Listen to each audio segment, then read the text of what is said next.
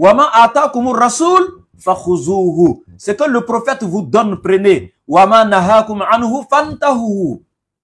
Et quand je vois des gens ici qui viennent s'asseoir sur les réseaux, ah oui, les hadiths, la sunna, c'est faux, c'est le Coran, tout se résume au Coran. Je ne veux pas toucher ces personnes-là, en fait. Je ne veux pas m'attarder sur ces trucs-là. Mais je sais qu'on aura l'occasion un jour, Inch'Allah. Toi, tu vas venir nous dire ici que toi, tu crois pas aux hadiths. Ah bon? En général, tu crois pas aux hadiths. Si tu dis les gens ont fabriqué des faux hadiths, des faux trucs, non, on n'a pas de problème avec ça. Mais les hadiths sahih, toi, tu crois pas aux hadiths authentiques. Pour toi, il n'y a même pas authentique, même tout est faux. La sunna même, c'est pas vrai, c'est ça. Allahu Akbar. Les gens aussi sont faux, hein. Allah nous aide. En tout cas, sache que dès que tu mets croix sur la sunna, tu as mieux croire sur ton islamité, tu as mieux croire sur ton paradis. Il n'y a même pas de débat et il n'y a même pas de doute. Aujourd'hui, quand tu prends le Coran, tu dis tout est déjà dans le Coran. C'est le seul livre. Moi, je te dis, il n'y a pas de problème. Il y a une sourate. Tabbat yada abi lahabin wa tabba. Moi, je te dis, mon frère, cette sourate-là, Suratul Masad, j'ai vu que Allah il est en train de parler d'un monsieur qui est en train de maudire. Tabbat yada abi lahabin. Abi Lahab, c'est qui? Selon le Coran lui-même, Abi Lahab, c'est qui? Tu vois? On va te demander, Abi Lahabin, c'est qui? C'est qui Abi Lahab? Oui, c'est un monsieur, il est là, son nom est là dans le Coran, dans cette sourate Masad, et Allah est en train de le maudire. Ben, on te demande, oui, par exemple, tu lis cette sourate et tu l'expliques à quelqu'un, et tu dis, ah, Allah est en train de maudire un certain Abi Lahab dans cette sourate, tu dis oui. Et tu lui demandes, mais Abi Lahab même, c'est qui selon le Coran? Oui, quelqu'un me répond ici, c'est l'oncle du prophète. Ouais, mais toi, tu as eu ça où? Est-ce que c'est écrit dans le Coran que c'est l'oncle du prophète? Moi, je demande au Coraniste qui dit qu'il ne se réfère qu'au Coran. Il me parle d'un certain monsieur qui est Abi Lahab qu'Allah a maudit. Moi, je lui demande, mais qui est Abi Lahab? Qui est-il et qu'a-t-il fait? Et toi, tu es Coraniste.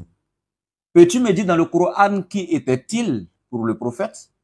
Et qu'a-t-il fait exactement pour qu'il soit maudit dans cette sourate? Tu peux me dire ça dans le Coran? Non. En fait, vous devez savoir que Allah nous a donné la faculté du discernement. C'est pas pour rien. Et je vous dis ceci ici. C'est comme un parent. Il y a des parents ici assez qui sont parents. Et je prends un exemple terre à terre avec vous. C'était pas le sujet, mais je suis obligé de donner ça et puis avancer. Vous voyez, vous devez envoyer votre enfant à l'école. Hein? Vous devez envoyer vos enfants à l'école. Le professeur a déjà donc écrit la liste des fournitures. Chaque enfant a la liste des fournitures de la classe qu'il doit faire. Et vous allez à la librairie, vous achetez tous les documents qui sont dans la liste des fournitures. Donc l'enfant a déjà tous les livres naturellement de son niveau. Tu vois? La classe qu'il fait, il a déjà tous les livres, tout ce qui est fourniture donc de ce niveau. Et s'il a déjà tous les livres, pourquoi vous l'envoyez à l'école? Allez s'asseoir devant le professeur avec ces mêmes livres. Attends, est-ce que le professeur va lui enseigner quelque chose qui n'est pas dans les livres? Non. Quelque chose d'un autre niveau qui n'est pas dans lui, le livre de son niveau? Non. Le professeur ne suivra que quoi? S'il est un vrai pédagogue, il va suivre quoi? Tout simplement, il va suivre les cours qui sont dans le livre de l'enfant et il va se consacrer que sur ce qui est, donc relève du niveau scolaire de l'enfant. Donc maintenant, si c'est le livre d'histoire géo, le livre de mathématiques, le livre de français, etc., que l'enfant a déjà acheté, qui est donc pour son niveau, il va s'asseoir devant le professeur.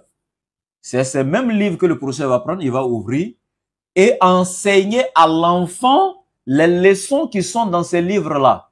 Et il va dire quoi à l'enfant? De recopier ces leçons-là dans un cahier de leçons. La question que vous devez vous poser, les leçons sont déjà dans le livre de français, mais l'enfant ayant déjà le livre de français dans lequel il y a déjà les leçons, il a encore un cahier vierge qu'il a acheté, qui est à côté, qui est encore cahier de leçons de français. Ou, quand le professeur ouvre le livre de français, il enseigne la leçon qui est dans le livre et l'enfant recopie dans le cahier. Avec d'autres exemples et d'autres détails que le professeur lui donne, donc pour l'amener à mieux cerner, mieux comprendre ce qu'il y a dans le livre. C'est pourquoi quand l'enfant arrive à la maison, il prend le livre, il regarde le cours, et puis il prend le cahier de leçons où le professeur a donné les détails pour mieux réviser et comprendre ce qu'il y a dans le livre. Et Allah, il dit au prophète surah 16, 44, c'est ainsi que nous avons fait descendre sur toi le rappel afin que tu expliques la meilleure des façons aux êtres humains ce qui leur a été révélé de la part de leur Seigneur. Toi, tu vas prendre le Coran de façon brute et tu vas le lire et le comprendre seul comme ça, sans explication. Arrêtez ça, les gars.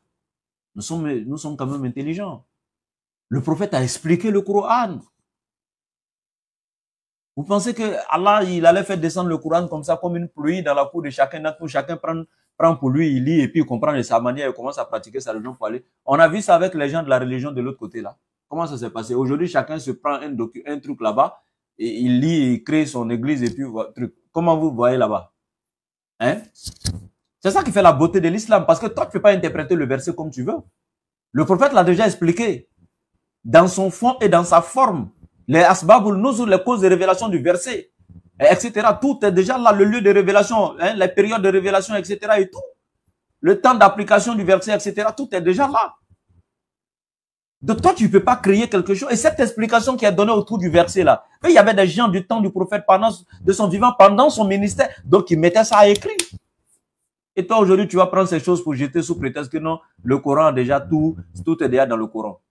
Et moi, je viens de te demander, Abila Habin, c'était qui? Montre-moi dans le Coran où c'est écrit qu'il était l'oncle du prophète. Montre-moi dans le Coran également ce qu'il a fait pour être maudit comme ça. Montre-moi ça dans le Coran.